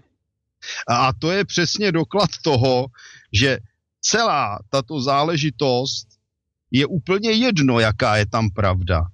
Oni nám budou ládovat přes, já nevím, jaká je situace na Slovensku, přes Českou televizi, to je dneska propagandistické centrum globalistů amerických a jejich sluhů z Bruselu. A oni budou lhát, budou podporovat vrahy, teroristy, úchylné pedofily, jenom proto, že tito všichni bojují proti Rusku. Takže proti Rusku je možné všechno. No ale ak smiem, tak ja sa myslím, že tie veci, Boris, treba vidieť v historickom kontexte. Tak. A nejakých 5 rokov dozadu Asad ešte nebol zlý. Asad sa stal zlým, keď sa vymyslel plán plynovodu ktorý v podstate bol alternatívou plynu, ktorý išiel tranzitom z Ruska cez Ukrajinu a ktorý Američanom sa podarilo v podstate zablokovať. Hej. Teraz už Ukrajina nemôže a nie je schopná fungovať ako tranziter plynu. A Asad, pretože bol čestný človek a mal dlhodobú zmluvu s Ruskom, tak to odmietol. A chránil ruské záujmy a stal sa nepriateľom a začala sa verklikovať tá neustála pesnička Asad musí preč, Asad jednoducho je tyran a Asad musí byť odstavený. Bez odstavenia Asada to nepôjde, vojna v Sýrii sa dá skončiť len keď Asad bude vykopnutý. Ja neviem, veľa ľudí ani nevie vlastne, že ja som sa na tým zamýšľal. Asad je vzdelaný človek, a manželka je takisto vzdelaný človek ako európskeho typu, ako vzdelanie majú. Má deti a mňa zaujala taká vec, že keď boli atentáty v Bruseli, tak okamžite evakuovali belgickú kráľovskú rodinu preč z Bruselu čo najďalej. Ale v Sýrii, kde ide občianska vojna, Asadové deti, keď idú s matkou do školy, tak keď je na ulici bombardovanie, tak oni sa boja a nechcú ísť a tá matka im hovorí, viete, do tej školy treba ísť, je to veľmi dôležité, musíte sa premôcť, to je otázka strachu, proste ich vychová k statočnosti a k vlastníctvu. Hej, čiže to sú charakterové vlastnosti. Ja si myslím, že zlý človek by takto nevychoval svoje deti. Hej, výborný. Chcem povedať, pardon? Výborný postřeh. To je všechno. No, hej. Dobre. Nebudem komentovať. Dobre, čak netreba. Dáme si teraz opäť hudobnú prestávočku. Máme poslednú polhodinku do konca relácie. Vidím, že tu máme aj nejaké maily, takže teraz hudobná prestávka a po nej sa pustíme už aj do vašich poslucháčskych mailov. Dobrý večer, vážení poslucháči. Počúvate reláciu v prvej línii spolu s pánom Martinom Kollerom ako hosťom a ďalším hosťom je Peter Čalovka. Obaja sú to analytici, jeden z nich vojenský, druhý človek, ktorý sa špecializuje prevažne na Rusko. Máme do konca relácie, pozerám takú necelú polhodinku, sú tu nejaké maily, sľuboval som pred pesničkou, že sa pozrieme na ne, tak poďme hneď na ne. Poznámka do diskusie od Martina, treba sa poučiť z histórie, aj Napoleon či Hitler si mysleli, že Rusko je slabé a na konci 19. storočia pri rusko-osmanskej vojne Rusi početne ďaleko menší porazili početne ďaleko prevyšujúcu Osmanskú ríšu a aj iné vojenské konflikty, ako z histórie vieme, skončili úplne neočakávane, kedy aj menšie armády dokázali poraziť silnejšieho nepriateľa a napokon to najpodstatnejšie, Rusi nemôžu prehrať, lebo momentálne je morálne právo na ich strane a v živote to už tak chodí, že dobro zvíťazí napokon nad zlom. Netvrdím, že Rusi sú ideálni v zátvorke, napísal Martin. Neviem, či chcete na to nejakým spôsobom zareagovať niekto z vás dvoch, alebo ideme na ďalší mail? To bolo také konštatovanie. Dobre, je ticho, takže ideme na ďalší mail. Píše Ivan, obmedzený jadrový konflikt môže byť len na úrovni jednotlivých cieľov, napríklad ty mne lietadlovú loď, ja tebe tiež, ty mne základňu, ja tebe tiež. Pokiaľ by išlo o veľký konflikt, jedna alebo druhá strana, ktorá by cítila, že je v nevýhode, by určite použila klasické hlavice, nehovoriac o systéme, ktorý majú asi obidve strany. Ak sa určitú dobu neozve velenie, spustí sa automaticky totálna jadrová sprcha, tzv. Systémy súdneho dňa. O tom ste inak hovorili, to je ten systém Perimeter. Čiže toto sme vlastne tiež zodpovedali. Ďalší mail, dobrý večer. Je to pravda, že Rusi majú vojenskú doktrínu, že ktokoľvek zaútočí na Rusko, bude to brať, že zaútočili USA? Pýta sa Štefan. Není to pravda. Taky o tom nevím. Dobre, ďalší mail. Dobrý večer do štúdia aj pre oboch hostí. Rád by som sa pánov spýtal, čo si myslia a čo vedia o tzv. Tajných kozmických programoch a či vedia niečo o kozmosférach, ktoré by mali byť jedným zo spoločných projektov Ruska, Indie a Pakistanu. No, to je docela složitá otázka, protože to patří do utajované oblasti. Já jsem toho názoru, že Rusko a Spojené státy jsou z tohoto hlediska relativně, říkám relativně, protože dnes někdo vymyslí to, po druhý, ten druhý zase ono, relativně vyrovnané. Ono, když se na to podíváme, tak jak Rusko, tak Spojené státy měly raketoplány, když Rusové nakonec ten program odtroubili. A co se týče toho kosmického výzkumu Ruska a Indie, to je logické. Rusko si totiž našlo v Indii poměrně šikovného a navíc solventního partnera a realizuje ve spolupráci s ní řadu projektů, třeba i řekněme bojový letoun 5. generace T-50 z PACFA. A je to velmi výhodné, protože tím nejen, že ti Indové pomáhají projekt financovat, ale zároveň jsou to do budoucna i odběratele. A obvykle se k takovýmto programům připojuje v tomto případě u toho letounu teda ne i Čína. A když se podíváme, co znamenají dohromady Rusko, Indie a Čína, tak to je obrovský blok, který už se může poměrně s úspěchem postavit i na to. A zde si musíme připomenout, že Rusko a Čína mají od roku 2010 smlouvu o vzájemné pomoci v případě napadení, takže tady je další brzda, která by mohla ochladit to správné bojové nadšení našich přátel v NATO. Peťo, chcete na to zareagovať aj vy? No, len ako by som dodal, že vlastne čínsky prezident to nedávno potvrdil, že Amerika skončila a keď bude treba, tak Čína s Ruskom vytvorí vojenský pakt. V podstate viac menej je to existujúci základ anti-NATO. Hej,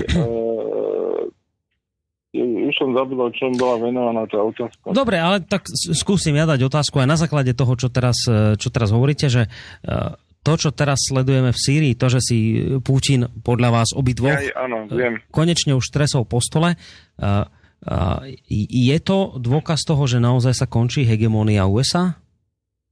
No tá už skončila. To už 3. oktobrom skončila, ale ešte tam boli tie družicové vojny, no tak ja by som len povedal poznámku k tomu potenciálnemu konfliktu. Nech by začal akýkoľvek konflikt medzi Ruskom a Spojenými štátmi. Rusi jednoznačne majú prevahu v kozmickej technológii, pretože Američania lietajú do kozmu v podstate s ruskými motormi. Raketovými a behom prvého dňa vojny, takejto vojny by všetky americké satelity boli sundané. No, tak je to po česky. To znamená, by boli zlikvidované behom jedného dňa, to znamená Američania. Nie náhodou sa Američania učia navigáciu pomocou fixanta. A tak už majú aj Američania nejaké svoje rakety SpaceX, s ktorými lietajú.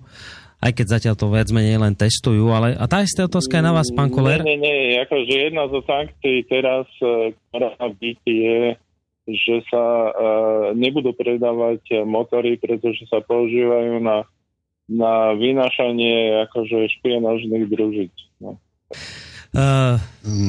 Dobre, pán Koller, tá istá otázka... To bola v rámci týchto sankcií. Hej, môžete sa aj k tomuto, pán Koller, vyjadriť, ale tá istá otázka na vás, že to, čo sledujeme v Sýrii, je to dôkaz toho, že sa končí hegemónia USA? Já bych řekl, doufejme, že se končí hegemonie USA, ale USA si to nechtějí přiznat, takže ještě budou dělat dál do problémů, než konečně pochopí, že třeba, aby lidé mezi sebou žili jako slušní a civilizovaní lidé a ne na základě toho, že Američani budou všem nařizovat, jak mají co dělat, jak mají žít a hlavně, aby si zotročovali ty druhé. Já myslím, že je na čase, aby tato hegemonia skončila, protože to bude znamenat velký krok pro lidství. Ďalší mail od Zuzany, ktorá píše, že teda počúvala v minulú reláciu s pánom Čálkom, takže jeho názor už na to pozná, ale zaujímajú názor váš, pán Koller, na tie dve veci.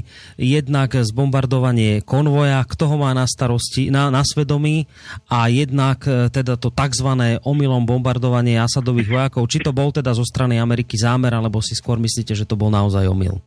Já jsem toho názoru, že to rozhodně omyl nebyl. Podle mého názoru ten bombardovací útok na Asadovy vojáky, tam se nedá mluvit o omylu, zvláště proto, že tam okamžitě po tomto útoku následovala ofenzíva islámských teroristů, takže to byla doslova koordinovaná akce. A co se týče toho konvoje, tam nevěřím tomu ruskému útoku. Víte, já jsem pyrotechnik vystudovaný, mimo jiné na Slovensku, bych doplnil.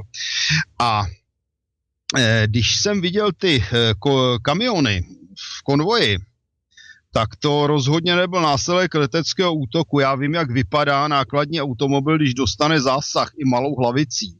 To si neumíte představit, z toho zůstane akorát ohořelé šasy na ohořelých gumách. A to, co tam stálo, to taková poškození zdaleka neodpovídalo a to, co já jsem popsal, to je zásah hlavicí pancéřovky RPG-7 a letecké rakety nebo bomby mají daleko větší účinek, takže podle mého názoru skutečně to vypadá, že se jednalo o předem připravený útok, který byl a likvidaci těchto kamionů možná nějakým útokem ze země, možná nějakými časovanými náložemi a napovídá tomu ještě jeden faktor. Ty kamiony byly ze 70. let, to už snad ani to i na tamnější poměry, to jsou staré vraky, které byly pravděpodobně určené ke zničení, aby nebyla velká škoda. Inak to som si ja všimol podľa tých fotiek, že ja som už teda dávno nevidel takéto staré kamiony, to si pripadalo jak niekde na Kube, kde ešte také staré autá jazdia niekde z 50. Mali nepoškodené kabiny, všetky mali nepoškodené kabiny. No a to si vemte, že při zásahu RPG-7, já jsem to viděl, mám to nafocené na vlastní oči, zásah do skříňového nákladního automobilu. Ten se rozletěl a zůstalo jenom to šasi s motorem. A ještě ohořel. Presne tak. Čiže skôr to vidíte na nejaký pozemný útok. Určitě, anebo časované nějaký... hollywoodská imitácia útoku. Tak. Že keď tam dotáhl.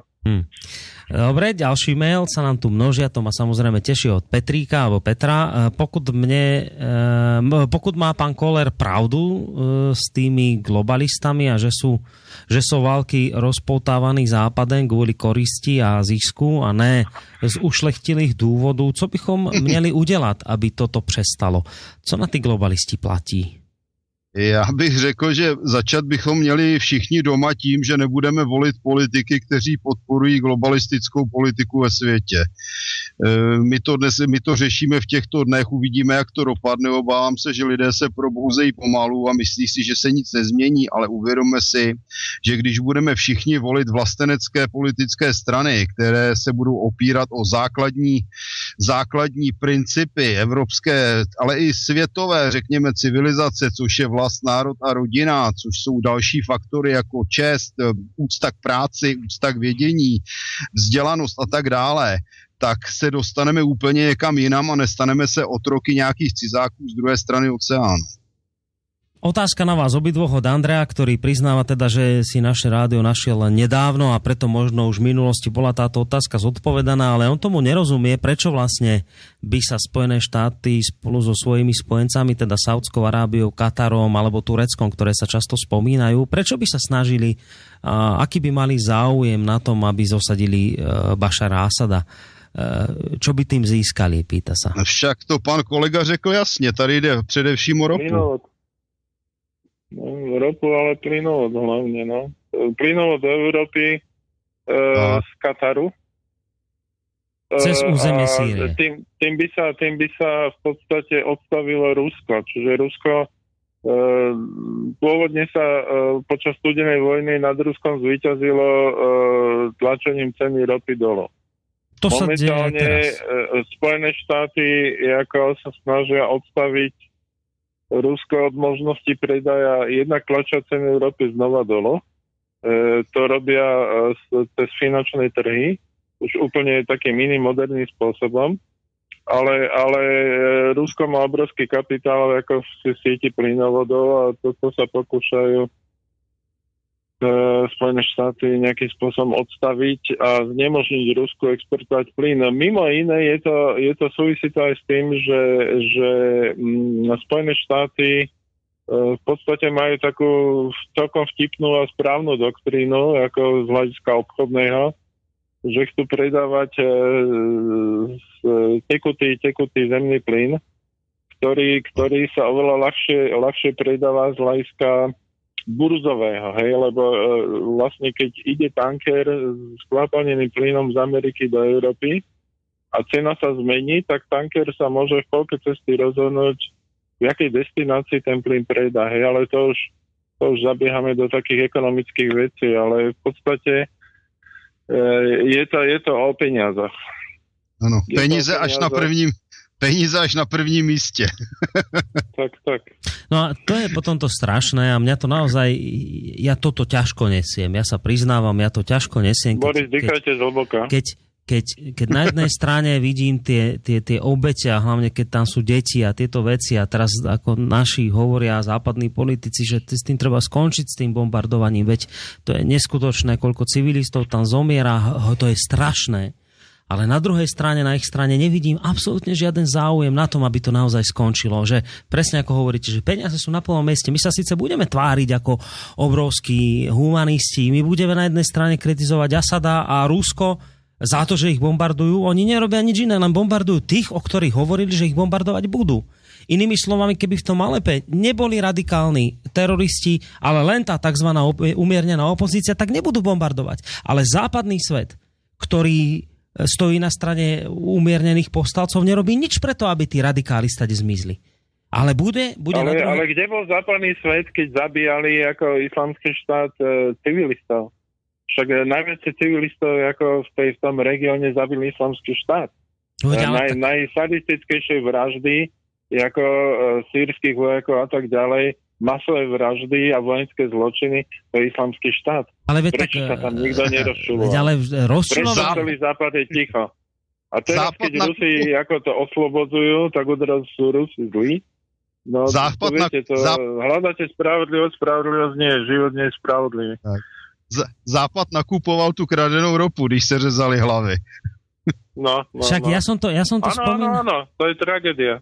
No.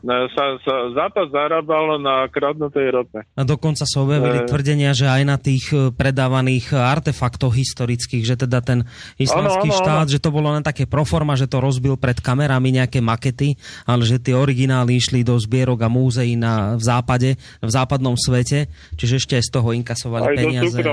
A potom je to... Ještě bych doplnil, že prodávají také orgány z těch zavražděných lidí. Stejně jako je s nimi hodně robili na Ukrajine, Ukrajinci. No, ty taky, ano, přesně.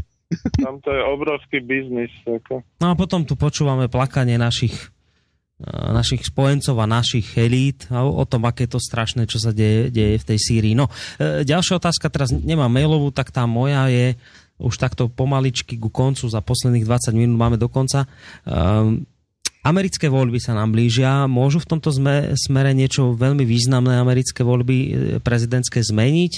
Máme dvoch kandidátov, pobije sa o prezidentský post Hillary Clintonová, Donald Trump. Je veľmi dôležité sledovať, kto to vyhrá, lebo môže sa veľa zmeniť, alebo z vášho pohľadu až tak veľa sa nemení a je vlastne jedno, kto bude pri moci. No, já začnu, i když si myslím, že pan kolega je lepší odborník. Já jsem toho názoru, že ať vyhraje ten nebo tam, tak to bude americký prezident a bude dělat to, co mu nařídí vlastně lidé, kteří mají takzvanou reálnou moc. Na druhé straně, podle mého názoru, menší rozdíl je ve prospěch pana Trumpa, protože já se nemohu zbavit dojmu, že paní Clintonová je skutečně případ pro psychiatrickou léčebnu a je to, já to řeknu úplně hrubě, je to nebezpečná baba, která ve společenství s paní Merkelovou je schopna skutečně těžkým způsobem poškodit, ne-li zničit lidskou civilizaci. No ja som sa k tomu vyjadroval už dávnejšie úplne rovnako v podstate. S tým, že sa objavili nové správy, že sa objavila nejaká veľká várka falošných vyplnených volebných lístkov už s Clintonovou. Čiže tam už teraz je dokázaná manipulácia dopredu s voľbami. A zase niekto, kto objavil prvý tento volebný podvod Clintonovej, To je zase ďalší človek, čo spáchal sebevraždu, ak sa nemýlim, skočil z okna alebo niečo také. No. To je, neviem, či to je jeden z tých 48, alebo to je k tomu ďalší pripočítaný.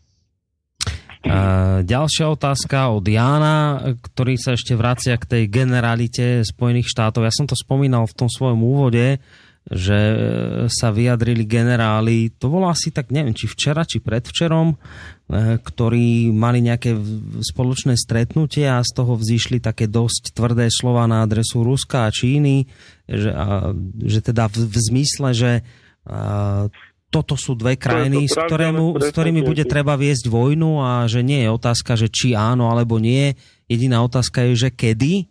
Tak Jan sa pýta, do akej miery si myslíte, že naozaj by si trúfli Spojené štáty viesť vojnu proti týmto dvom veľkým krajinám, ako je Rusko a Čína? Pán kolega? Já jsem se domníval, že vy jste začínal mluvit, tak čekám. Ne. Tak skúste vy, pán Koller, na úvod, no. Vy ste no. Dobře, já jsem tady řekl, že oni mají cíl zničit Rusko, udělat si z něj kolonii. Když se Ako ste nám vypadli? Čo sa deje? Pán Koller nám vypadol. Ja by som zatiaľ možno takú vec hroznú. No nemáme ho zatiaľ na linke, nám nejako spadol, tak ja ho skúsim znova vytočiť. Ale môžete zatiaľ vyhovoriť, hovorte a ja ho zatiaľ budem točiť. Čo bola tá otázka? Otázka bola ohľadom tej americkej generality, že či teda by si trúfli. Tak ako po tomto zasadnutí týchto amerických generálov, ja som úprimne povedané nadobudol pocit, že v tej generalite americkej zavládla blbosť. Ľudská blbosť, ľudský idiotizmus, lebo to je totálna strata súdnosti. Haló? No, počujeme sa. Ja? Aha. Nie. Skúšajte tú komunikáciu. Skúšam tú komunikáciu, ale nejako sa nedarí. Ešte budem chvíľku skúšať. Ja zatiaľ poviem poslucháčom, ak teda máte nejakú ešte otázku, máme dokonca relácia asi takú 4 hodinku, tak ak máte nejakú otázku, tak studio@slobodnyvysielac.sk alebo teda telefón nie, lebo tam máme Peťa Čalovku. Ale ja si myslím teda, že ako samozrejme v Pentagone sú aj múdri generáli určite. Poprvé k Obamovi sa obratili bývalí pracovníci tajných služieb a prosili ho, keď sa začala táto eskalácia posledná, tak ho prosili, aby veľmi vážne ako zvažoval kroky americkej vlády a aby to neurobila nejaká hlúposť. Spustu tých starších amerických politikov otvorene vystupuje, že aj tá momentálna politika Washingtonu je v podstate eskalácia na hranici 3. svetovej vojny, že to je proste tragédia národná, hej. Čo je v samotných Spojených štátoch existujú hlasy, ktoré tvrdia, že je to pre krajinu obrovská škoda, že proste má takúto nezmyselnú zahraničnú politiku a vojenskú doktrínu. Hej. No mali by sme mať už aj pána Kollera opäť na Skype linke, uvidíme, či je to tak. Počujeme sa? Já jsem vás neslyšel, protože vypadlo internetové spojení. Je zajímavé, že toto mi provedli v době, když jsem mluvil pro Český slobodný vysílač a byl jsem obzvláště jedovatý. No. Takže já nevím, o čem se mluvilo. Tá otázka bola ohľadom toho, že čo si myslíte o tej americkej generalite, ktorá si deň alebo 2 dní dozadu hovorila celkom otvorene o tom, že teda bude treba viesť, v dohľadnej dobe bude treba viesť vojnu proti Rusku a Číne. Nie je otázka, že či áno alebo nie, len otázka je, že kedy. Tak toto bola otázka nášho poslucháča, že čo si o tomto myslíte? Aha, já nevím, co bylo slyšet z toho, co jsem úplne iba začiatok a hneď ste vypadli, takže môžete od začiatku celé to povedať. Takže já jsem upozorňoval na jednu věc. Čína nechce mít americkou hranici na severu, protože Američané nejsou přátelé, jsou tu spojenci Tchajvanu, že mimo jiné. Slyšíte mě? Ano. Jo. Jsou to spojenci Tchajvanu a tudíž bude spolupracovat s poměrně realistických důvodů s Ruskem, aby k tomu nedošlo. Čína má poměrně složitou pozici, protože vlastně její obchod jde přes 9 přístavů na poměrně dlouhém pobřeží. A existuje americký plán, který je starý už několik let, dokonce na předběžnou neutralizaci nebo likvidaci těchto přístavů, což by způsobilo Číně obrovský problém, neboť je závislá na dovozu značného množství surovin a navíc je to jedna z nejvíce exportně vytížených zemí. Takže americká generalita v podstatě již dlouhodobě válku s Čínou připravuje, posiluje Japonsko, posiluje další země v tamní oblasti, vyzbrojuje je a v podstatě, kdyby došlo k válce mezi Ruskem a Spojenými státy, je velmi pravděpodobné, že by došlo zároveň k válce mezi Ruskem a teda mezi Čínou a Spojenými státy a dokonce i spojenci Spojených států.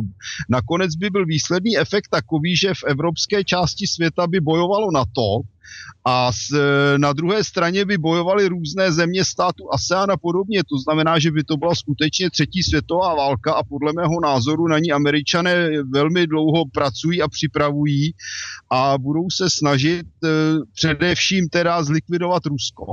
Protože ve chvíli, kdy zlikvidují Rusko, tak Čína by se dostala do tak složité pozice, že by se sama neubránila.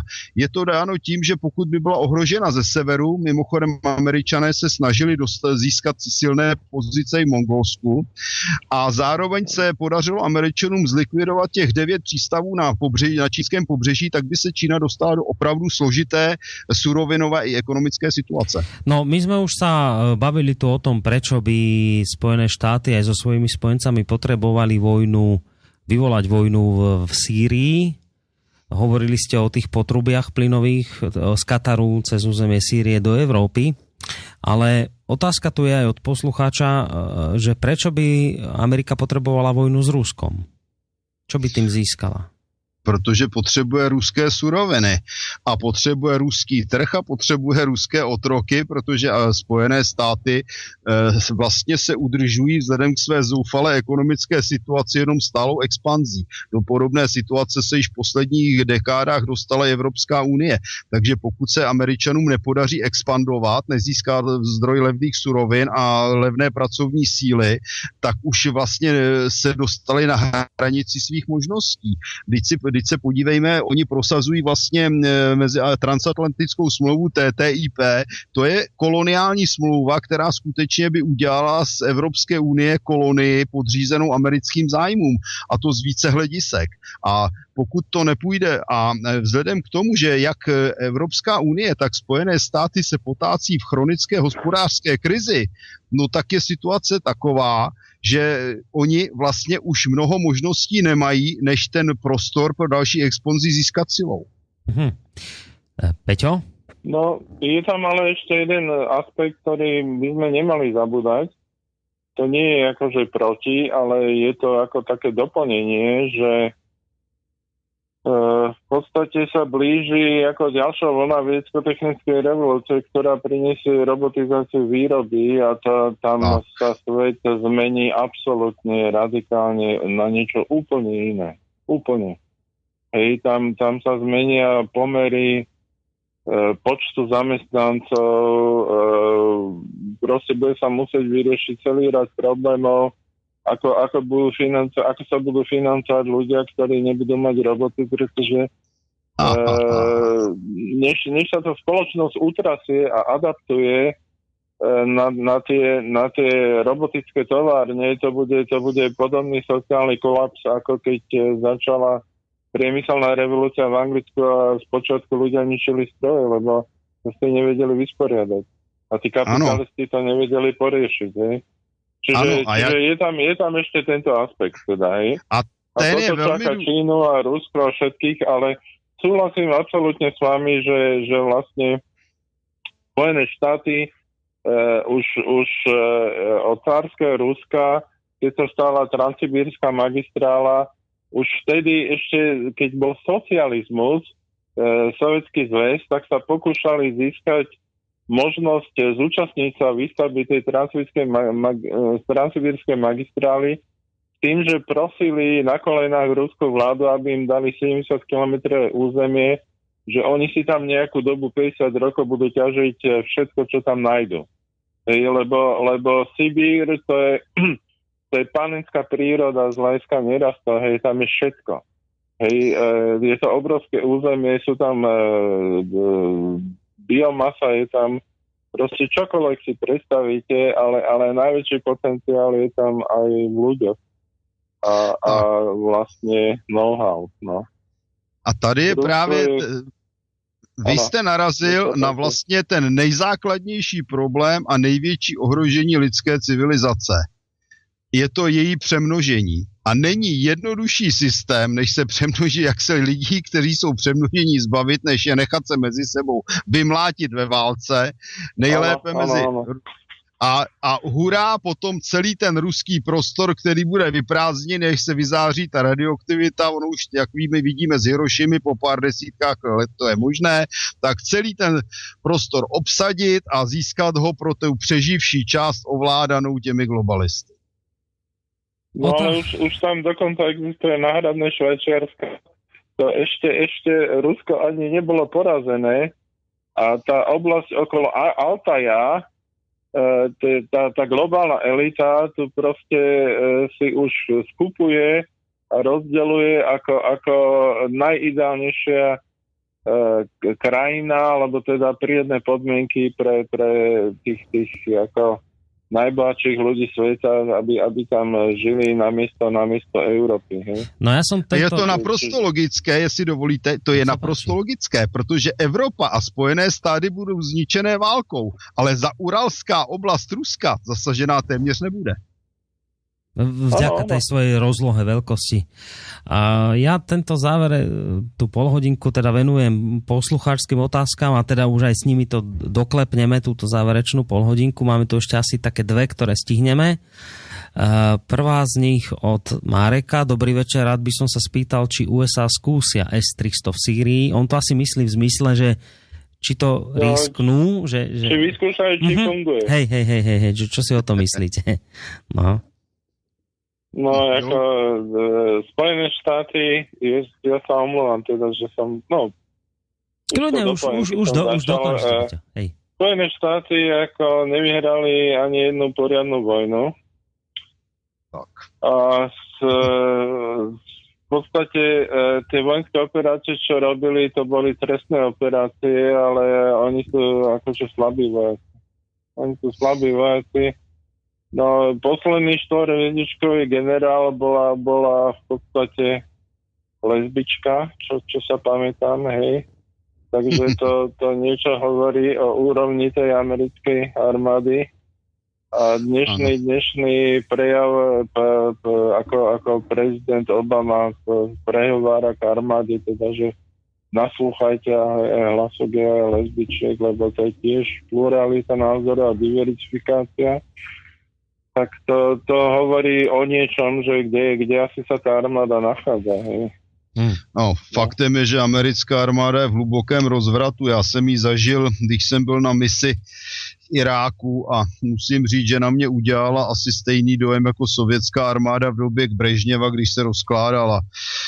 To je armáda, která vlastně nemá žádnou morálku, oni bojují za peníze, tam je pár kvalitních speciálních jednotek, ale jinak ten zbytek je katastrofa, což se asi málo ví. Oni sice začali krásný program profesionalizace, který se jim relativně dařil, relativně upozorňuji, ale v posledních letech mají stále větší problém nabírat vojáky, takže dávají kriminálníkům zatčeným a imigrátor ještě, no.